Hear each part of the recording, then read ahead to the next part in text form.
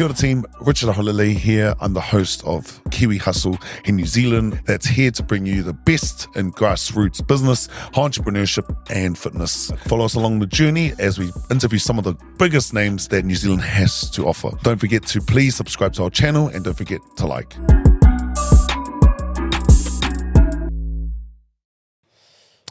Kia ora whānau, Richie here from the Kiwi Hustle podcast.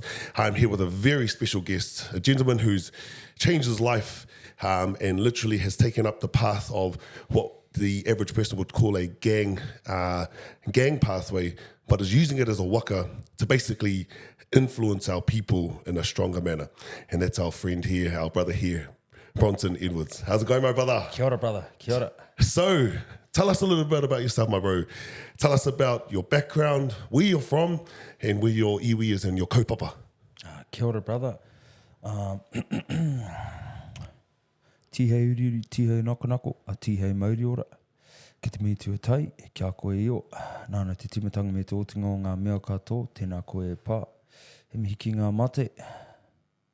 Ngā mate o ngā marae maha o Aotearoa, o oku mātua tīpuna, haere atu rā. Kia tātou te hunga ora, kia hui mai nei, tēnā rā tātou katoa. Kia kōrua, kei te mihi. Ko wai au, ko whakapuna ki te maunga, ko Wairoa ho pupu ho ninge mātangi rau te awa, ko taki tumu te waka, ko rua taniwha te marae, ko te mangaru māpu te hapu, ko te mangaru māpu o Aotearoa te iwi, ko Bronson Edwards toku ingoa, no te Wairoa hau. So kia ora, brother. I like to start off Beautiful. my Beautiful. me and my PPR to just ground me. Beautiful, brother. You know, I feel, that's where I first started to experience being in the present moment, brother, was through te reo and standing up and standing in my mana. Yep. So I like to always start with that, brother. But I love it, bro. Yeah. So tell us a little bit about yourself, my brother. Where you're from, where you were born, and what school you went to. So I was born and raised in Wairoa, brother, a little town over in Hawke's Bay there. Lived there most of my life till I grew up. But brother, I loved the place, you know. Yep. Loved the place with a passion, just like everyone, you know. You have that connection to the whenua, to the people, to the environment. You know, it's helped to make me the man that I am today, brother. So, Wairoa, born and raised, went to school in Wairoa Primary. Yep. Went from there to Wairoa College. My schooling days, I really felt like I was quite onto it. Yep. Yeah, I believe I was quite onto it. I put a lot of it down to my whakapapa, you know. My ancestors were intelligent people. Yep. You know. How did you find school? Yeah, like us, bro. Loved it? I didn't love school, nah. Yep. No, I believe that we, especially now that I'm older and I understand our life a lot better. Yep. I think there should be more. The education system needs to be rewritten. The curriculum. Yeah. More focused on, you know, the individuals. You know, like they funnel us all through the same rigid fucking system.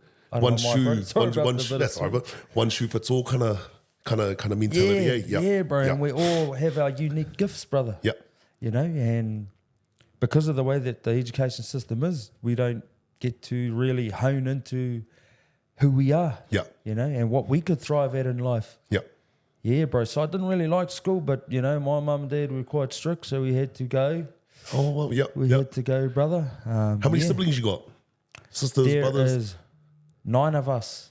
Wow, big I'm family. the third oldest, brother. I'm the third oldest. Wow.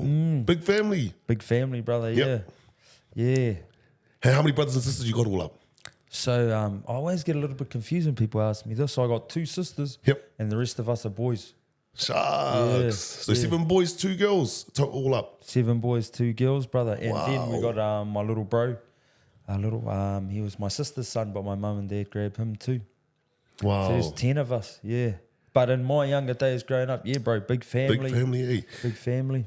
So, obviously, you know, you've had a colourful background, but you're using your experience to better yourself. So tell us how your youth days were and what got you into, because are you currently still an active member or you're an affiliate? How would you classify yourself with the mob? Bro, I am a young leader in the mob now. I'm a young captain in Wairoa. Wow. And, you know, my whole journey is about using my leadership you know, because you can't really call the shots from the bottom of the table, you know, or from... How did you make your way up? How did you make your way up, brother? Brother, was from understanding who I was, you know, through my pepeha, brother, and through the clarity that I gained through yoga and meditation. This helped me to see life in such a way that I believed in myself. Yeah. And that I could see a better future for my people, Yep. and I was willing to do whatever it took to make that happen. So gradually, you know, when you keep it real, the real recognise real, eh? And that's what my senior members... You know what I love about you, bro? You're so safe in yourself. You're so confident in yourself. You know, there's not many gang members that would be like, yeah, I do yoga and meditation. They were like, what the hell? Like, what is this? Tell us about that, bro. Tell us about how you got into the journey of yoga and meditation, and then we'll move on to the philosophy on how you're changing the game with influencing our whānau, our people, with a positive change, with using the mob as a waka for you to be able to influence people, bro. Yeah, brother. So I just sort of cut forward through my teenage years. Yep. You know, How were those that days? was just like, I think it's like every small town in Aotearoa, actually even big city, you know. Yep. We're out there on the streets, you know, because we didn't really... It's hard to say, brother, because the understanding that I have now, I know that everything goes back to the brokenness that happened hundreds of years ago. Yeah. You know? Yeah. So even though my mum and dad were loving parents, Yep. they could only give me what they had. Yeah. They could only show what they know. Yeah. Eh, brother? Yeah. Yeah. You know, so they loved us to the best of their ability. Yes. You know, and from what they've experienced in their life, you know, so there were things that we shouldn't have experienced. But it was only because they only knew. Yeah. They knew you better. Brother. And because I'm mature and I understand, I see that it was all love, but they had their own stuff that they needed to work through, you know, in their lives. Hey, brother, you know, so some of the things that we experienced were not intentionally to Harm us or anything, but, you know, they were a young couple who came out of broken homes and things like that. Yeah. Like our whakapapa did from colonization and things like that, brother. So, you know, we're the generation that is healing all the trauma from 100 years back, eh, brother? So my childhood and my teenage years, in my opinion, brother, was amazing. You know, there was heaps of shit that happened. Got on all the drugs and things like that. Got into trouble, had fights and things like that around the streets. But that at that time, that is where we wanted to be. Yeah, you know, we didn't want to be in school and doing essays and things like that. You know, I had no desire to go to university, brother, because, you know, and this is all the stuff that we'll go into a little bit later, but the role models in Wairoa, they wore patches, not capes. You know, they roamed around our streets in V8s, which is, you know, my logo. And we'll talk about that too. Brother, you know, and they were cool to us. So tell us a little bit about Wairoa, bro. Tell us a little bit about the town. So Wairoa. Is it a strong Mongrel Mob versus Black Power town? Yeah. That's all it's been our whole lives. That's all we've known. You know, there's been shooting. Choose blue, killings. choose red. Well, yeah, most of us is red in Wairoa, but there's little towns outside of Wairoa that are all blue. You know, but we all have to use the same gas station, same supermarkets, go to the same schools. How does a mature person like yourself, brother, that's in the mob, that's actually young in age, how were you able to create a growth mindset and just look outside of the norm of where we are or where a normal gang member is, and how were you able to create that growth mindset to think outside the box, bro, like what you do? Yeah, bro, it all actually come from the book that I read in prison, brother. So you've been in prison, Yeah. So to cut a long tale short, when I was in my youth days and then I sort of graduated to methamphetamine, brother. You know, when I was 18. And how come that came to fruition? Was it because there was no That's other? what was happening in the streets, you know. Everyone was passing it around? Bro, one of my older brothers. And it's funny because he was the same older brother that influenced a lot of people. So your actual real brother or one of the mob brothers? No, so me and all my brothers all ended up in the mob because my mum. So my mum. Seven the younger ones are still too young, brother. You know, yes. So the younger one's like 13 now and one's 18 who was heading that way. But, you know, like because we're a little bit mature, maybe that won't happen. Yeah. I wouldn't say mature, but because we want different for this generation. Yes. Yeah. But, bro, so yeah, my life really changed. Oh, you know, everything just got a lot more serious and intensified. Well, actually, I joined the mob when I was 18 too, bro. And then I ended up... How did you get patched? How did that happen, brother? I prospected, brother. I went to the... It was funny. I was just talking about this story on... Tell us. So all our younger lives, brother, that's sort of the... There are times where we thought, no, I want to be something else. But, you know, in our hearts, at the time, we wanted to all be in the mob. So my brother joined. Yep. My older brothers, 2 of my older brothers were in it. All our friends were in it. One day I went back to Wairoa. And everyone was basically in it. Yeah, well, there was a bit of stuff happening in the streets, and I remember one of these older members was like, you know, these fellas are trying to kill us. We need you young fellas, you know. You fellas meaning the other gang? Yeah. Yep. Yeah, you know, so it was like, no time to beat around the bush and hang on the outskirts sort of thing. You either in or you ain't sort of thing. Yep. And I was like... So the inside part of Wairoa is a strong Mongrel Mob. Yeah, bro. Yeah. Stronghold. Yeah. And that's when you get back there and all of a sudden you come to a whole lot of drama and... Oh, like it's always been there. But, you know, just in that moment, bro, I was like 18, you know, I was a bit more... Because in our younger days, you know, you want to be in the mob, but it wasn't like it was now, brother? Most gangs have just expanded. Back then, you know, it was like, oh, fuck, I want to be in the mob, but fuck, I don't want to prospect, I don't want to get ass, do shit. There was actually a process, like a proper walk the line kind of thing. There was like, you know, you don't just get your patch. Yeah. You know, you got to gain your respect, show your value. Yeah. And even though my family and my uncles, they were all it, even they used to say, you know, bro, when you join us, it's not uncle anymore. You know, it's brother, you know, like you...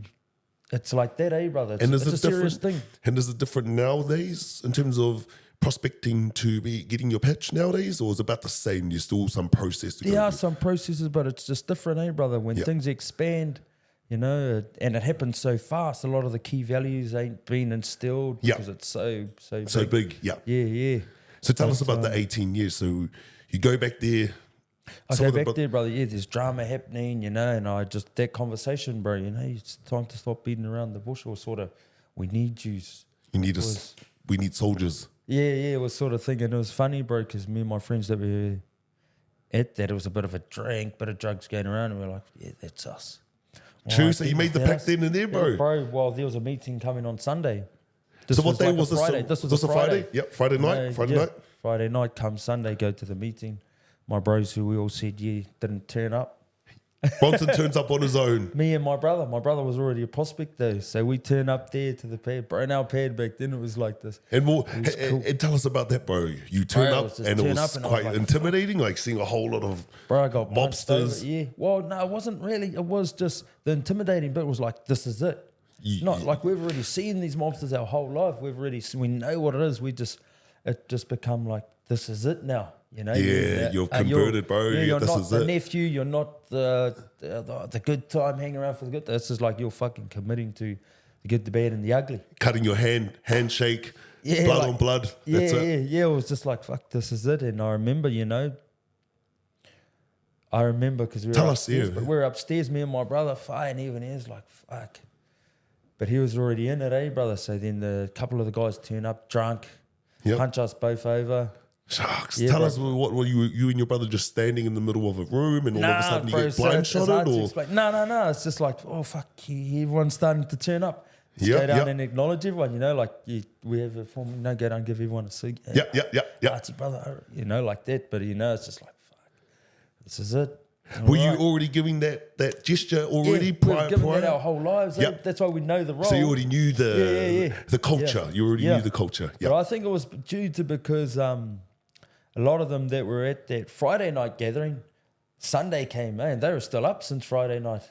Crap. Benders. Yeah, these big benders, and they're turning up and they're like, he's there. They're here. That sort of stuff. They did turn up, bang, bang, bang. It's sort of like, bro, it was quite a nasty culture, brother? And how long did that go for? I suppose the break-in. So obviously, how did that? Well, it wasn't like a jump in or anything. Yeah. It was just like someone wanted to beat some people up, and we were there, and we were. And you just got to take it. Well, I was just like, fuck it. Well, I wasn't going to fire up at that stage, at that vulnerable sort of stage. Like, fuck, wretched. And a few of the brothers, bro, fucking cut that shit out. And you can now deal right, and then the circle happens, anyone want to say anything? Oh, yeah, you know, stand up. Oh, yeah, fuck, I want to join the Mongrel Mob. Any blood on your face at the time or nah? Just my nose and that, brother. Yeah. You know, but I just sort of cleaned ourselves up, and, you know, I was at that stage too. It was You were almost like, this is it now? I've gone through a Nah, whole... well, I was like, fuck, man, I shouldn't even came to. Oh, true, was there Shouldn't I sense come? of... Yeah. You know, that all that sort of thinking comes in, bro? But Yeah. it's like, nah. You know, then the big circle, everyone's having their korero and things like that. And Anyone there's the got anything president to of say? that chapter of the year as well, or... There was a man and there was a brother in charge. 'Cause Yep. our president was in prison at the time. Yep. A lot of our seniors were in prison at that time, bro. So, you know, So there's like a... it's quite loose and a bit rugged. It was Yep. loose and rugged, brother. And so, so there's a big circle. I stand up and, sweet dogs, I want to jump on board. and then they I joined basically the say, Mongrel yep, Mob. sweet. Yeah, you know, then the barks and then it's official, Then it's official all of a sudden. So what do you get from that day, bro? Do you get a T-shirt or do you get some resemblance, like a ring, and say you're prospecting now? No ring. You get these rings. Yeah, I see your now, rings. this year. Eh? Yeah. So Way what- later. We didn't have rings in much things. So- Nah, bro, you didn't get nothing really on that day. You just got that bash and And do you get anything red to leave the pad to notify like a prospecting? we already you do end up getting a shirt in that. You get Yep. your shirts in that, but like Wairoa was rugged, brother, you know, like it wasn't back then. Wairoa was a very unique place, you know. Everyone was it was going through some big changes, rugged, Changes as in lawless, just no lawlessness real and structure, you know, like there's, you know, that day I remember I just stayed there for the night, but I was fortunate I got to go home the next day and have a proper sleep and all that shit. So tell us quickly, but you're talking about Wairoa at the time. What was like your normal day there? Like what would be the normal day? Wake up at this time, go Brother, to work. So what I mean at that time, so when I was young, the mob had structure, you know, my uncles and our senior members, and because we were young, they showed us a lot of love, you know, they pull up in their V8s, they'll give us money. One of my uncles who really influenced my whole life, he used to turn up into town or just roll up, and he just had that natural attraction, you know. Yeah. Everyone loved And they're fully patched members? fully patch members, you know, they were what made us who we are. Yep. You know, they around the countryside and in Wairoa. So, you know, during our younger days, though, it was like, You saw that that was I what saw a that, mobster brother. was. Yeah. Like Superman. Like Yeah. they'd come they were through. tough, Yep. but they were cool. They showed aroha too, you know. And then there was all the other stuff there, you know, when they seen things. And because when you're young, you want to be tough, you want to be cool, you want to Yep. be all that sort of Yep. stuff. You Yep. know, and so that's what they were in our eyes. Yep. You know, and so we wanted to be that, brother. But Yep. then as time went by and a lot of meth and that came into the scene in Wairoa because it wasn't around when we were young, Gotcha. you know. And it just changed the game. It changed the country, brother. Yeah, it changed the country, but it had huge impacts in Wairoa. And so you'd find that people would just grab their hands on meth and just use it during the day, and then all of a sudden you just saw a decline over a prolonged period of time. Like now, still going now, you know, brother. I'm talking like the last 15 to 18 years. But the thing is, you know, I was amongst all that too. You know, I was grabbing the pipe and things like that.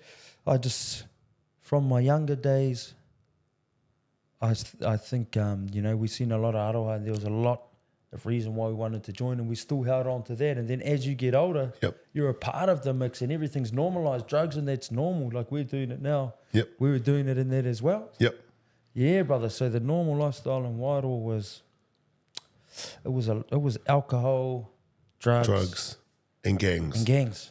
Yeah. You know, the coolest thing to do was to hang out with your friends and hopefully see some of the other gang and try bash them, or, you know, try create some sort of drama. And, Yeah. you know, that was like the fun. And like guard your territory. Yeah, like yeah, you're there bro, to guard your That's territory. what it This is was. our street. This is, you know, Yeah, don't these let are the, yeah, bro. And was it mainly the Black Power that were on the other side? Was there any other gangs? Nah, that there's no other gangs around in Hawke's Bay. In Hawke's Bay, brother. And so, you know how meth is very addictive. It's very addictive. And obviously you're clean. It's amazing. What do you remember the first time you tried it? And how was that feeling, bro? Was it euphoric? What does it do? And how was the journey to get off? No, so the first time I tried it was with that older brother who I spoke Yep. about, who Yep. you know was who got quite a few people on it. Yep. You know, brother, I remember being asleep in the lounge at my house, and it was fuck. And the pipe was being passed around? So I was asleep in the lounge, and because I was living in Napier, coming back with the Forge from Napier, I remember I had my little family asleep in the lounge, and I remember just hearing some noise. It was like 1 o'clock in the morning, and I get up and I go outside in the shed, and my brother and all his friends, I said, I opened the door, and they were Why like, is everyone here? No, I was just like, fuck, these fellas are standing around talking and hanging out like it's lunchtime. You know, bro, but it was 1 o'clock in the morning, and I was like, why is everyone cleaning? yeah, no, they were like sipping on that, but it was like they were just associating and hanging out and having laughs and just And it didn't drinking. seem like it was alcohol. And it was like 12, it was just like, it's 1 o'clock in the morning, and these fellas are chilling out here like it's fucking 1 o'clock in the day. Like it's having lunchtime. a good old, yeah, bro. And I thought, fuck, you know, and then my brother, you know, so, and because they're all my mates too, but I'm not on meth at the time, I'm like, fuck. This is different. This is different, bro. This is fucking 1 o'clock in the morning. And did you ask one of the bros, hey, bro, what do you... No, my brother, he was like the main guy. Yeah. You know, he was like the main guy, you know, sitting in the car that was parked in the shed, and everyone was hanging around, you know, and he had the pipe blowing smoke. You want to ever try this? Oh, yeah. Yeah, so I had a smoke. Nothing, really. nothing, yep. But that's the thing, eh? But then all of a sudden, the next time I'm with them, it didn't do nothing to me. Have some more. Next minute, you have that fucking one, and it just makes you feel like. Give us an idea of what it feels like for those that don't know what it's like to be on it. For me, brother, you know, it just intensifies things. You know how I see it? They're all sitting around like it's like having good times, conversating. Yep. And then you times that by 13. Yep. You know, times that whole vibe. You know, when you're with your friends and everything's cool, and then you times that by, you magnify that feeling. Yeah. You know, and so it makes everything way better, way more just euphoric. Just dopamine. It must just release dopamine through your whole feel system. High, bro. It makes you feel good. We could be sitting in here, just us three. And we just feel amazing. It's cold. Yep. And we could be doing this at 2 p.m., but we'll be doing it right like it's now with the same energy, but at 3 o'clock in the morning. Yeah. You know, that's the sort of shit that was going on. Because it releases dopamine, I think, and quite a big volume of it at one go. Yeah, bro. How were you able to get off? What was the trigger that was like, nah, I got to stop this? Bro, I actually, so from 18, I ended up in jail at the age of 22. I went to rob this bloody meth house, bro. Oh, what happened? Was there like were they selling in your territory? Yeah, bro, or? It was that sort of thinking, you know, they're fucking selling in the bay. And they're not giving your taxes. They need to start paying. Yeah, bro. Yep. And so to cut a long story short, I knew the lady of the house. You know, I was in there weaseling around and trying to, I just had a way with words, bro. And I got into places and things like that. And then my friends found out about this person who had gear when we didn't. Yep. How come we didn't know about it? And then I burnt that bridge. So I was keen when my brothers wanted to roll the shop. So I thought, oh, let's go do it. Let's go do it. Was it nighttime, daytime, or just? It was like midnight, brother. It was midnight. You know, from like 18 to 23, it was just all that toxic shit that you see in movies. To be honest, brother, you know, like it's a far out lifestyle. We'd be here for days if we want to really unpack it. But to cut a long story short, it's almost like a blur, bro, because you're not really sleeping. You know, and when you do sleep, like you could be up for 3 days, sleep for one, up for 2 days, sleep for one sort of thing. And then all of a sudden you don't know if it was, I done this in 2014 or 2018 because you just lost. It's quite brutal like that. But even though you can recall a lot of the things you done, but it was a mess of a life, bro. I lost my small family, didn't care.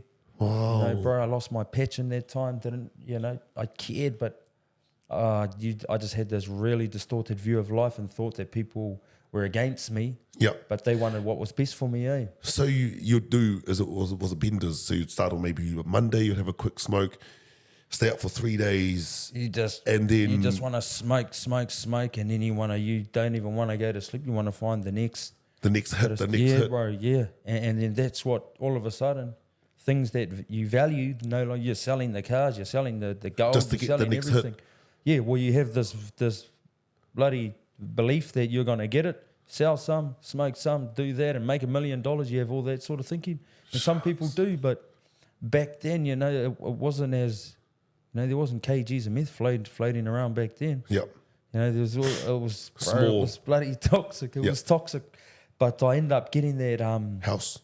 that leg. Yeah. Oh, yes. I Yeah. didn't get I ended up getting that leg, brother. But you got the leg because you robbed So that we house. went to rob that house. Yes. You know, even though we were already doing that sort of stuff, this one went horribly wrong. Yep. Ended up being like a kidnapping type of situation. Gotcha. Yeah. And due to that, I ended up on the run. Ended up around, just ended up on the run doing silly shit along the same lines. Yep. And did the cops end up finding you, catching you? Yeah, they found me, caught me. I got bailed a few times. I was still doing the same old shit. And then when it all come tumbling down, bro, I got sentenced to 9 years for aggravated robbery times 3. Shucks. And so how old were you when you got sentenced, bro? To that, bro. So I done that. Well, I was 22 when I done that, but I didn't all come tumbling. I didn't end up getting jail. Like I was on the run and getting bail and all that shit till like it was like a few weeks before my 23rd, bro. Wow. Yeah. So then I went to my 20th. Yeah. So you served time from 23 all the way till 32 for 9 years? No. So I got sentenced to 9 years, bro. And then when I got that sentence, I thought, fuck. What was that like, bro? Tell us that, bro. Tell us, you're in court. You're in court. And what was the emotions like, bro? Your mum Oh, being to in be the honest, dock, bro, being in the dock, and you see your family, bro. How was there any of that emotion Well, going you through? know, at trial and that, because I took it to trial, I was trying to get off, bro. I was in the, I'm going to beat this shit. I'm going to get off. All the gangsters are telling me, you had a balaclava on, you're going to beat this trial. Yep. Easy. Yep. You know, so Yeah, I'm going off all that type of talk, get in there, get found guilty. Yeah. Hey, and I'm thinking, Hey, the boys didn't tell me this. Yeah. And even my family that were there at the time, they were sad. But I still, bro, I've got a bit of a unique thing to always try to see the positives, bro. Like Optimist. Bro. So, you know, I was like, I'm gonna win. Well, even when I got found guilty, I'm gonna put in an appeal and I'm gonna beat this. You know, so that was my thinking. Got sentenced to 9 years. And so, what did that look like, bro? So, you're in court. The judge gives you your time. It happened so fast, you know, bro. It's like, get to court. Fuck my mum. It's that early in the day that my mum and that ain't even there. Yeah, and one of my bros was there, bro. Oh, and true. So I look back and one of my bros was there, and he ended up being there. And then the judge goes, 9 years. And I'm thinking, fuck, did I hear right? I turned to look at my bro, and he was like in shock. Wow. He was in shock, bro. And to be honest, I thought, fuck, I didn't quite sink in, brother. I went back to jail, and I remember some of the brothers like, dog, and so what happens? Get? Yeah, so what happens, bro? So you walk out of the dock. No, you walk downstairs, bro, and you just sit there and fucking and wait to be transported to. Yeah, then you jump in the back of the fucking paddy wagon straight away. No, you wait for the court to finish. So you're sitting down there in your fucking misery. And so you're sitting there, you're literally sinking, and you're like, holy crap. 9 years. I've got 9 years. He fucking said 9 years. Jailer, bro, fuck the. Bro, yeah, bro, shit. Did any sense of regret come upon you at the time? Were you sitting in that space when you're like, holy crap? Brother, so when I get back to prison, you know, everyone's asked me how long I got. I said, fuck, I got 9 years. Nah, you don't look like you got 9 years. Dog, I got 9 years. And it was all good. Then I remember being in my cell, bro. And this is the first day. This is the first day you're in the cell. Nah, so I was already, when you get caught, you're in jail. I was already in jail for like 6 months before I got sentenced. Gotcha. Yep. Yeah. But then I remember I go to sleep and I wake up, it's like 2 o'clock in the morning, bro. And that's when I thought of my kids. Because I had 2 daughters at the time. Yeah. I thought, fuck, I ain't going to be out there for my kids for years. And that's what hit you. And that's when I shed some tears that night. Wake up in the morning, bro. But that's the thing, you know, when you accept your situation, then you start moving forward from there. So that night I shed those tears. I never shed tears any other time in jail again. What was the thought, bro? When I lost some of my brothers. What was the thought at 2 o'clock in the morning about your daughters that made you stop? What was it? Was it potentially not seeing their 3rd birthday, 4th birthday, 5th birthday, not seeing them all of it, brother, go to primary school? Not cuddling them and just life, you know, like, fuck, I ain't going to be there for my daughters. You know, my daughters are going to be living out there in the world. No dad in the scene. You know, and it was, fuck, it's hard to explain, bro. I remember it really hit me in my heart. Nice, bro, yep. But then when I went to sleep, I accepted it straight after that, bro. I went to sleep, woke up the next day, and it was on. I'm going to get out of here. I ain't going to do 9 years. And so Bronson's on the path of rebuild. at the time? Nah, now? bro. Nah, actually, for the first couple of years in there, it was like, fuck, I'm gonna get out early, but I'm gonna sell. I'm gonna get meth. I'm gonna sell that shit, and I'm gonna make $1 million. Yep. You know, I'm gonna get rich or die trying. I'm gonna get fit. I'm gonna get strong. And this is what you're thinking about in jail. Yeah, bro. And you start looking at the and process. you're still smoking meth in jail. You know, Yep. you're still getting shit and all that. It's all still going down. You know, that same mindset, bro. And then, you know, so then it wasn't, so I went in 2014 and 2016, I got moved to the multi-focus unit, Yep. you know, bro, and I knew nothing really. Was that an option, bro? Was that an option for you? Did you you look at that and you're like, I want asking to... other prisoners and your case manager, you know, bro, how do I get to self-care? How do I get out of here fast? These programs. Yep. You got to do programs. So I set my intentions on doing passing all these programs. Bro. Yeah. And obviously this multi-focus program must have really made an imprint on you because you've developed, I suppose, a really deep understanding of your kaupapa and your te reo as well. So tell us about that, bro, and how that helped you get your way out of prison, bro. Oh, if you don't mind, bro, what prison were you at? So I was in Mongrel, Linton, Rimutaka, and Kaitoke, bro. Oh, yeah. Yeah. So Mongrel was home, bro. That was For majority of the leg? Yeah. Yep. Yeah. That's where the first multi-focus was that I went to. And that was the local Hawke's Bay prison. Yep. So yeah, bro, I had that same mindset like a lot of my brothers who come in and out of jail. It's like, fuck, I'm just not going to get caught this time. I'm going to be sharp. You make connections with friends from other gangs. Yep. All that sort of stuff. So you start networking and things like that. But yeah, in 2016 I got moved to the multi-focus. But when I walked in there, and you have to when you get brought in, then you stand up and say who you are. All I could say, bro, and I was shaking, you know, I was like, oh, my name's Bronson, I'm from Wairoa, sat down, you know. And then over my time there, that's what I mean, I first started to experience, you know, the understanding of tikanga, kawa, and connected to my pepea and my whakapapa. Who am I? Where do I come from? Who do I belong to?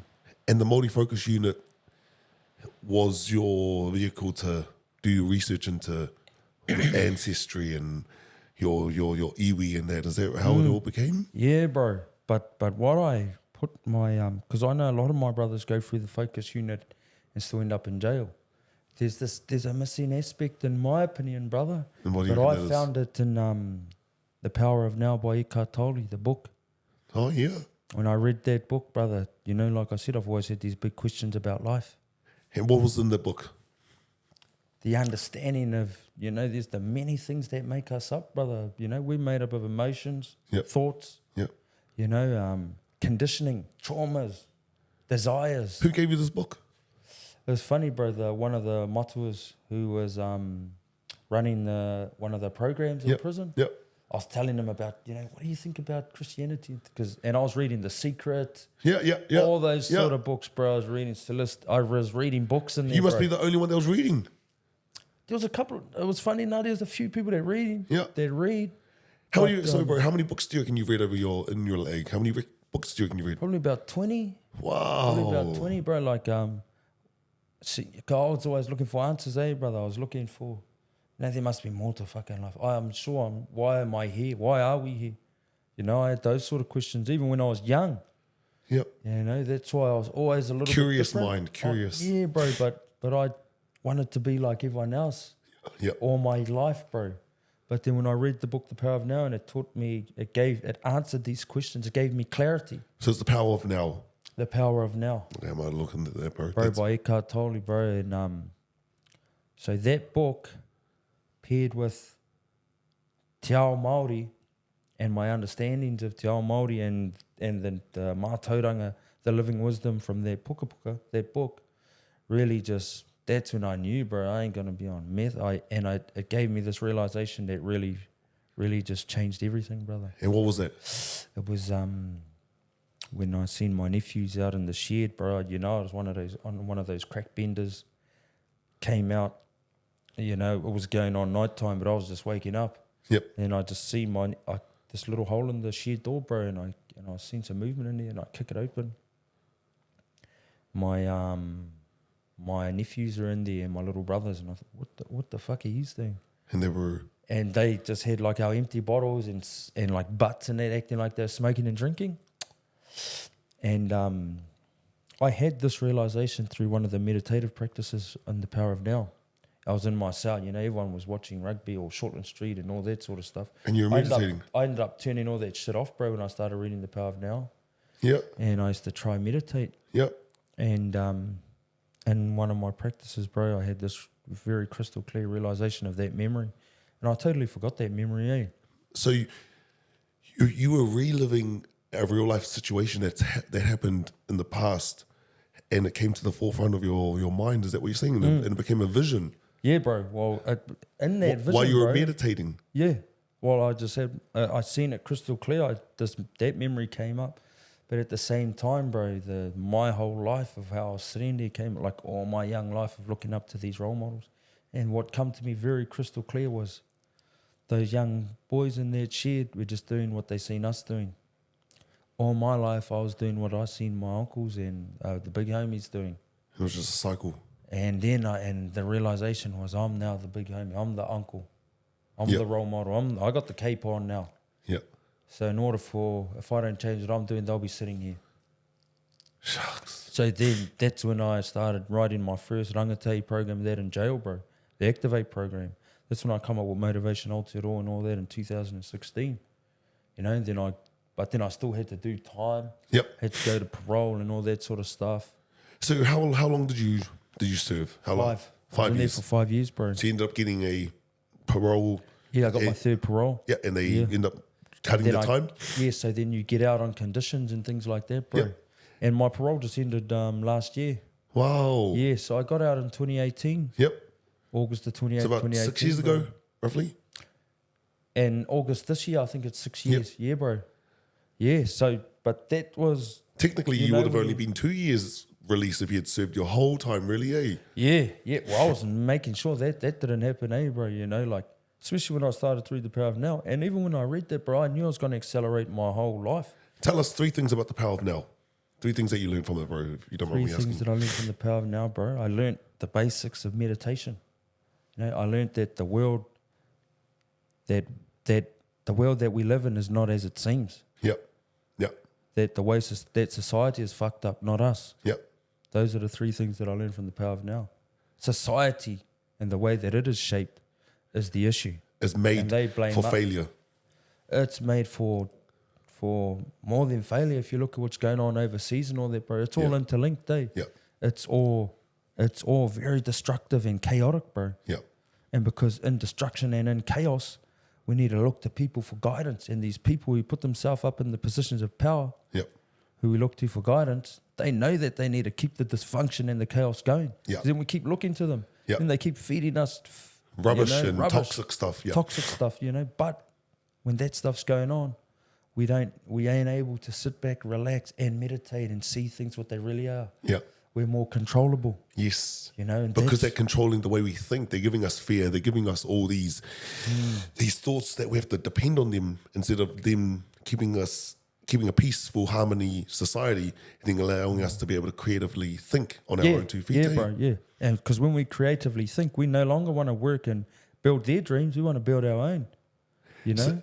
So tell us, before we talk about your organization, tell us about your meditation and your process about how you do that, bro.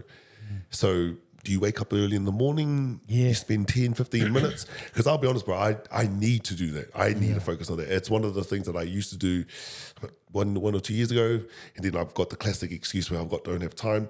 But I know it's something that I need to do to keep me grounded. And I know that when I used to do it, I felt so much better. Like I felt so much in control because you kind of clean your mind and you become more present instead of in the past and in the future. So tell us about your process.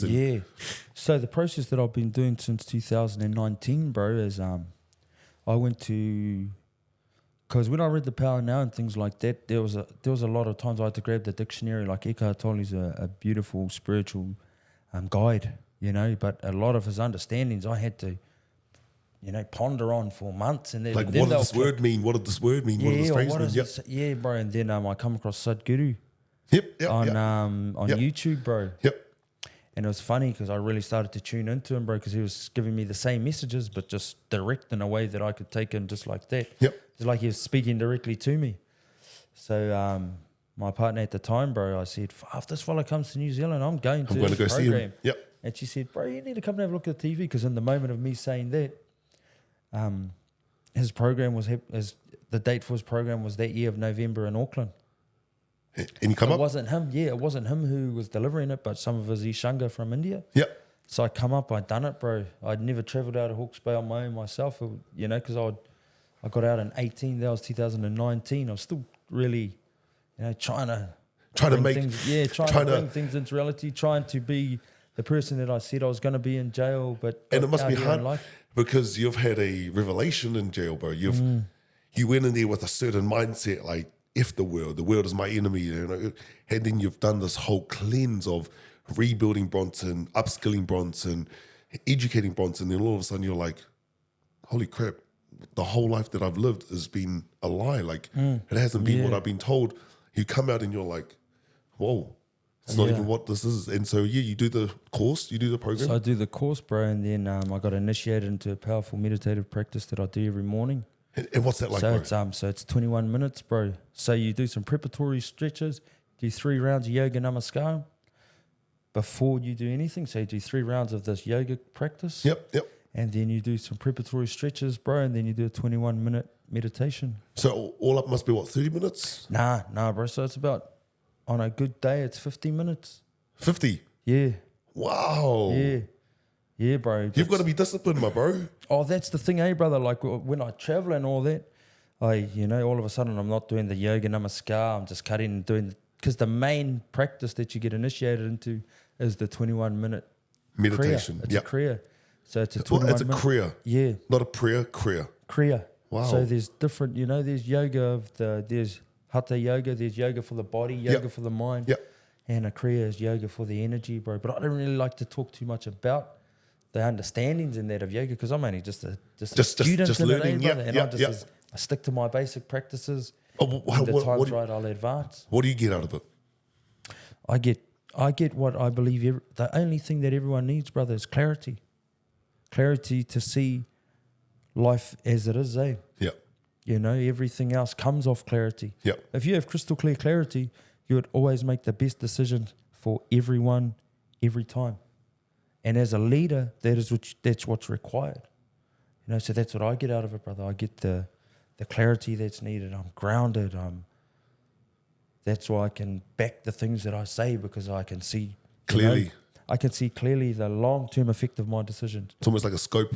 Well, that's the intention, brother. But life out here, and being in the gang and being in a lot of dysfunction, it's not always crystal clear, brother. Yeah. You got noise, external noise. You got all this shit that happens in life that knocks you off the path. You make poor decisions.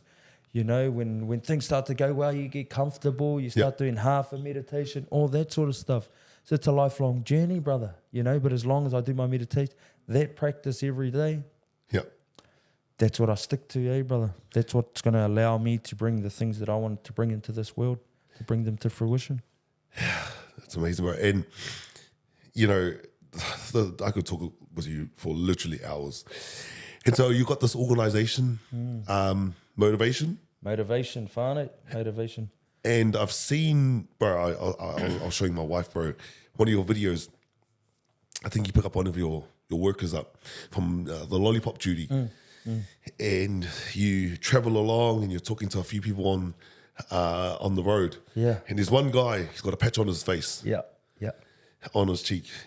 And you can clearly see he's a long-time member. And I think he said that he had served the lag as well. And the thing that really got me, bro, was when he said, I'm changing my life for my kids. Yeah. And I was like, that is so powerful.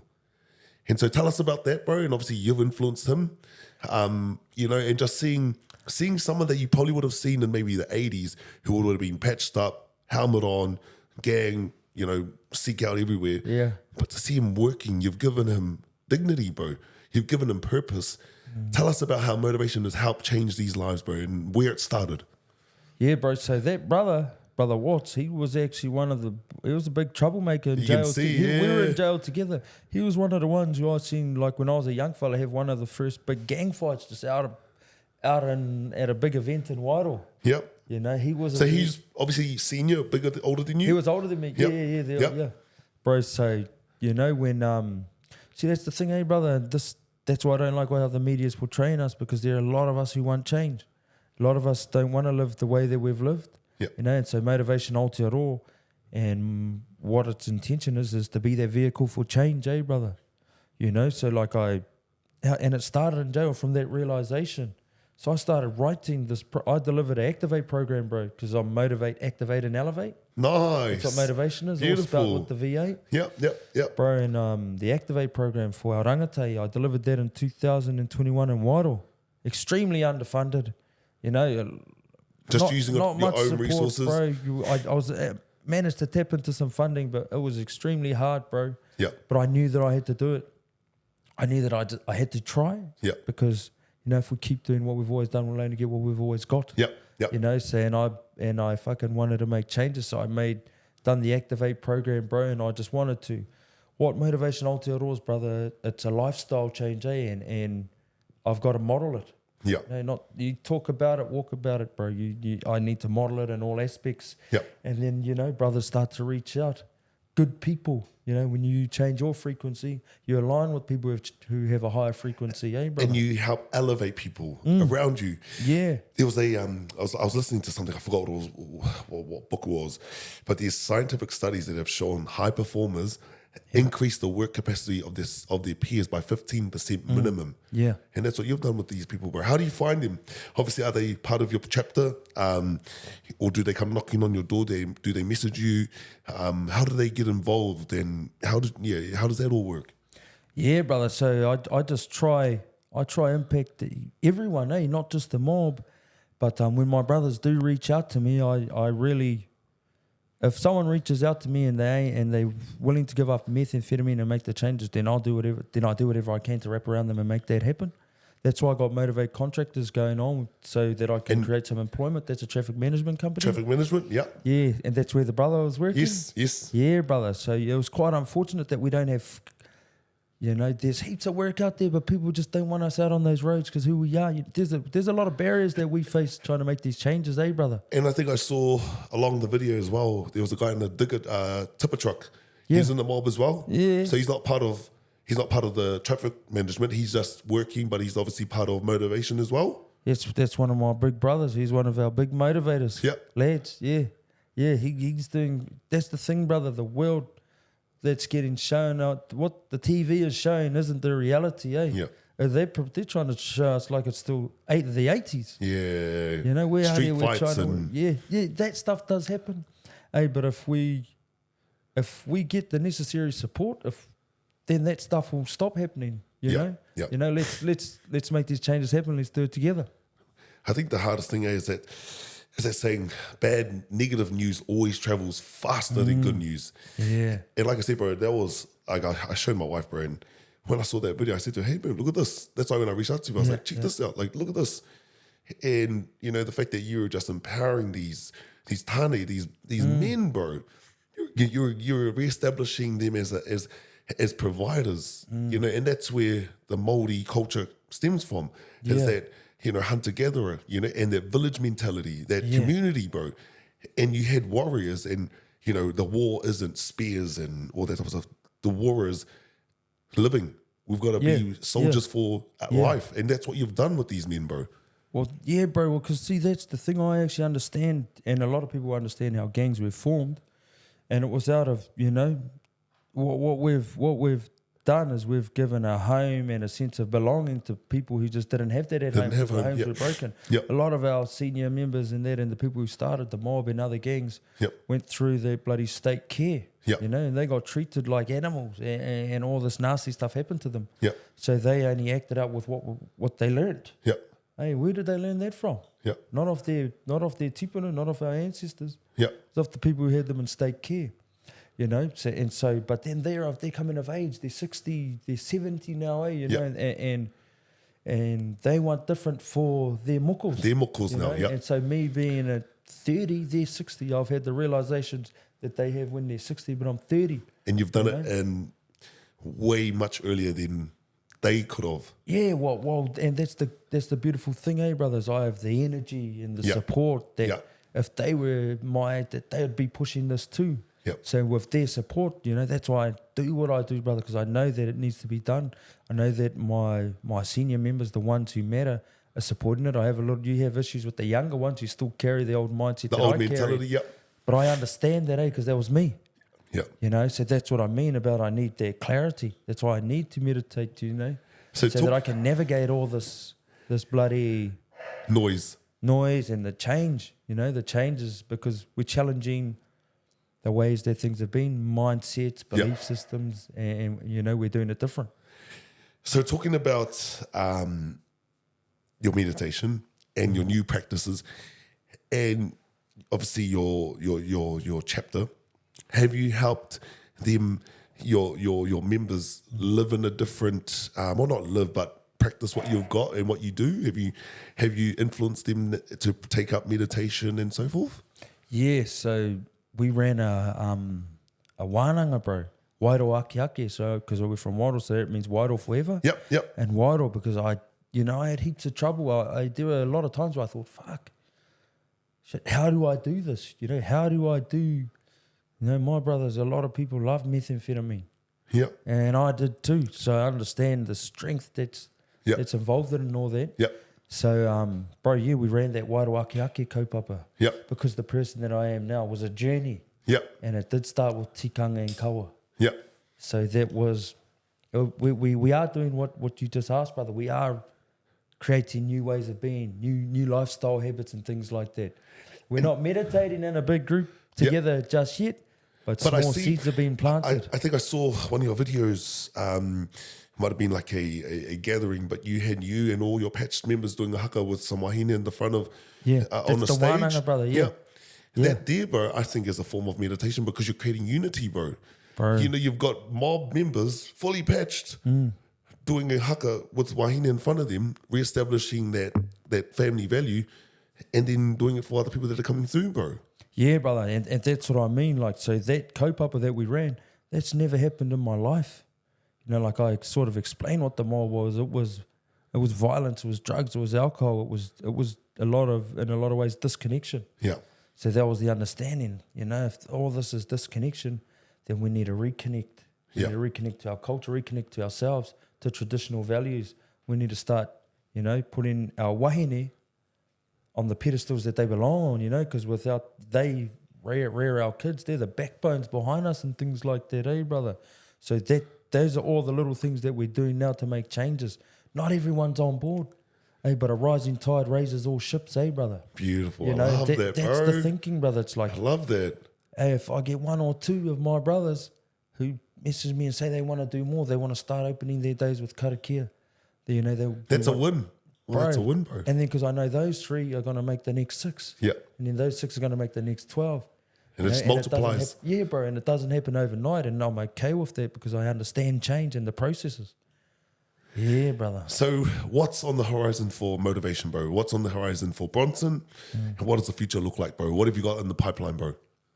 Brother, so the statement, Motivation Aotearoa, the vision and what it is all about is about motivating and empowering our people. Beautiful. To activate healthier lifestyles with higher living standards in order to elevate above the limiting cycles that have suppressed our people for generations. Beautiful. So that's the vision, and that's what we're doing. Yep. So by next year, I want to have the rehab running in Wairoa for methamphetamine to get our fun off meth. Bro. I want to expand, motivate contractors so that when they do get off meth, we have opportunities for them to develop work skills and have full-time and get them employed. Yep. Get them employed. Yep. And I want to bring together people such as yourself, brother, the Brown Butterbean, and all the people who have networked with me to make them available to have empowerment sessions with our people so that they believe that they can be more than an employee. Because I know Butterbean's got our brother Dave's. He's got an employment program now. I think that's just started. He's got some beautiful things going on, brother. So that's why I link up with him. But what I was saying is, like, all the people that I'm linking up with, I want to create the programs so that they can have access to that same thing, eh? Yeah. You know, because when you got to see it, eh, brother? You got to Yeah. see all these examples of people doing great things. Yeah. You know, if it's just being talked about, you know, then it's when you're seeing it, it's a reality, eh, brother? When Yeah. it's made a reality to you, that's what I'm all about, you know. Yeah. So that's what's on the cards, brother. The rehab, the whānau empowerment programs. I want to run it all over Aotearoa because I believe Wairoa is the perfect template Yep. to get start it going as a because we're pilot. isolated, brother. Yeah, and the government and that already know that if you know they send funding in that too because of our isolation out in the community and the stats, bro. Because statistically, we're in the negatives for everything, brother. True. And it's been declining for the last 30 years. It's like hasn't been getting better. And what do you think that's contributed? Like, what has helped enable that statistic? You know what in my heart, brother, I know what's enabled that statistic. The same thing that's enabled all the statistics around the world. The wrong people in positions of power. Yeah. They don't have the mental clarity that's required. Yeah. You know, but they got into those positions. Yeah. You know, and sometimes they'd rather be right in a conversation Yeah. as opposed to doing what's right. Yeah. You know, and a lot of times the people like I know that in 10 years to come, the answers of that era will be from the ones younger than me. Yeah. You know, you know, it's a combination. You know, brother, it's great leaders. All great leaders in history had wise counsel. Yeah. They had great people around them. They didn't make these big decisions that determine the well-being of their people on their own. Yeah. You know, so it needs. That's what it takes, eh, brother? So, to finish off, my brother Bronson, what are some words of wisdom that's for you to tell our viewers, bro, that might be watching this video? Could be someone from the mob, could be someone from Black Power, could be someone from any other gang, it could be anyone, even someone that might be looking into getting patched. What are some words of wisdom from someone that's been inside, from someone that's prospective, to someone that's now a leader of their own chapter? What are some words of wisdom to finish off, bro? For me, brother, and this won't just be to aspiring gang members, but to the world, brother, to every individual. You know, we all have some mahi to do. We weren't here to join a gang, to be a millionaire, to succeed or anything. We actually all have some mahi, a real purpose here. Yep. And before that reveals itself to us, we all actually come here like my ancestors, brother. I got their good looks, I got their strength, I got all these great qualities from them, brother. Yep. Plus I also got their traumas and some things that happened to them as well. We got a download of we got our own mixed bundle of all these great traits and all these not so great things. Yep. And before our real purpose reveals itself, we need to work through and process that stuff. Wow. You know, there's some mahi to do. Yep. You know, we always project, you know, even at school, what do you want to be when you grow up? What do you want to do? You know, it should be, before we even focus on what we're going to do out there in this world, we need to start constantly be getting focusing guided. on ourselves. Focusing on ourselves, brother. Cleaning out the closet. Because as we're born with some intergenerational stuff, we accumulate and we're in some circumstances and situations that don't serve us either. So we accumulate some more traumas and things like that, eh? Yep. All of a sudden we could be 30 years old. Brother, I'm 33 now. Wow. Yep. I didn't actually really know who I was until I was 30. Yep. You know? Yep. Imagine our next generation knowing who they were when they're 13. Yep. You know? And so I just believe everyone needs to really be taking some time to educate themselves on themselves. Yep. Thank you so much for your time today, my brother Bronson. It's been an amazing story, bro. Seriously, bro, I've taken a lot of inspiration from this, and to hear your story, bro, and the fact that, like I said before, bro, you're changing the game. You're using what people in the media use and call a negative, but you're actually using it as a positive to help influence our men and our future generations, bro. So, thank you so much for coming on board, my brother. It's been an honor. Straight up, my bro. And yeah, thank you so much, bro. Don't forget, team, to go on his Facebook page, Motivation Aotearoa, is it? Motivation Aotearoa. Facebook page, Wairoa. Go and like the page, team, and don't forget also to like and subscribe to us, team. Until next time, ka kite.